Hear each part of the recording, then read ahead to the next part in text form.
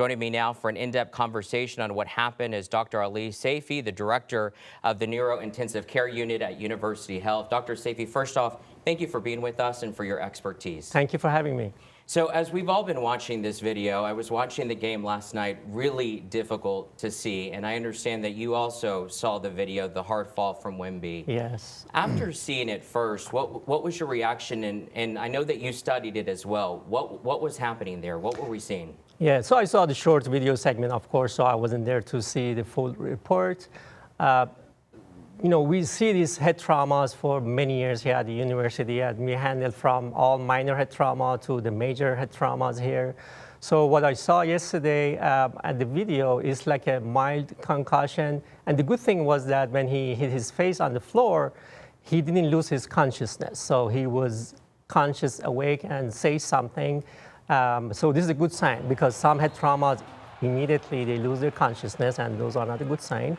So now everything, it depends what's going to happen the next 24 and 48 hours to him, right, to see what are the signs and symptoms that he has. So based on what you saw, you mentioned that he was able to get up quickly, so that was right, good, a good sign for you. It's a good sign, yes. Okay. Were there any areas of concern for you, though, from the moment that you saw when he hit the ground? I know that, you know, immediately it seemed like he hit his chin first. Yeah. Some other areas were there. So what concerned me was that, you know, when he hit his chin on the floor and then he started to wake up and then he got wobbly after maybe a few seconds, which tell me maybe he had some foggy feeling. So those are concerning, and that's definitely the team asked him to be out of the play and you know, do medical tests and neurological tests to make sure that's not something serious.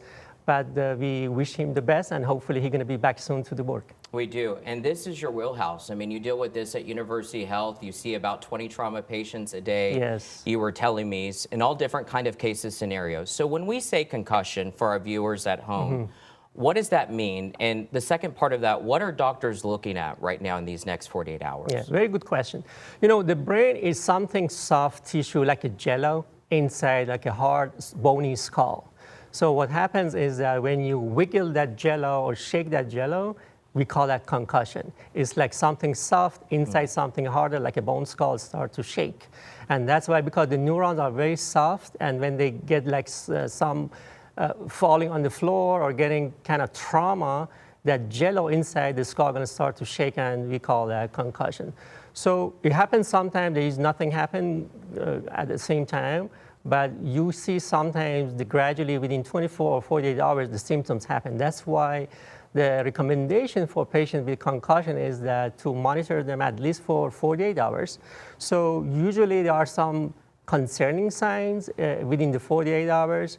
I would say, first of all, most of the concussions not going to happen with anything, and they recover fully. I would say more than 90% of those.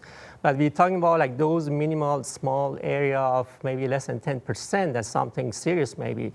And we're looking for some serious signs and symptoms. For example, if somebody had a fall with concussion, and we see the headache is so severe, or they start to get seizures, or they start to get some weakness in the arms or sensation problem, those are concerning signs that need to be monitored further. So that's why for the first 24 hours and up to 48 hours, we continuously monitor them. But there is actually some false rumor, or the people think, oh, keep him awake for 24 hours, don't let him sleep, because if he falls asleep, we may lose. So that's actually a wrong thing.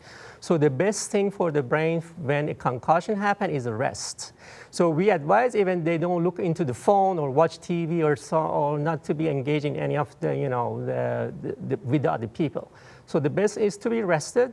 However, somebody should check on them maybe every few hours to make sure they are okay. And the rest, actually, the body is going to take care of itself within 24 to 48 hours. Rest. And, you know, doctor, I know you're not involved in Wemby getting better, but in your medical opinion, of course, the big question that we're all asking is, will he be ready by Friday? Is that too soon? And I know that you haven't looked at this case, and I want to make that very clear to our viewers at home. Is it too soon? What would be your advice?